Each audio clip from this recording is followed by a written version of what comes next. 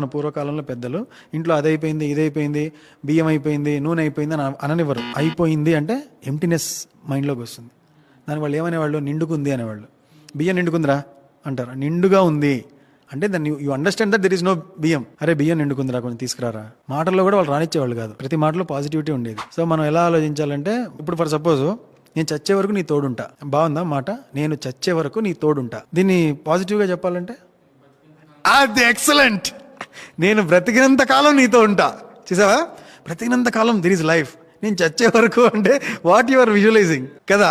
So మన నోటెంబడి వచ్చే ఏ విషయానైనా చిన్న ఫిల్టర్తో దాన్ని పాజిటివ్గా మార్చేయాలన్నమాట. మంచి పదాలు ఉండాలి దానిలో. ఎందుకంటే పదాల నుంచి బొమ్మలు వస్తాయి, బొమ్మల నుంచి ఎమోషన్ వస్తుంది, ఎమోషన్ ఉంటే అది గ్రో అవుతుంది మన లైఫ్లో. అందుకే ఒకే విషయాన్ని 10 సార్లు చెప్పి ఏమవుతుందంటే మెమరీగా కూర్చుంటుంది. ఇప్పుడు ఫర్ సపోజ్ నేను ఉన్నా, నాకు యాక్టింగ్ రాదు, నాకు ఎవరు రోల్స్ ఇవ్వరు, నాకేం రావట్లేదు, నాకెవరి అని రోల్స్ రాకుండా అయిపోతుంది. అది నాకెందుకు ఎవరు వస్తుంది.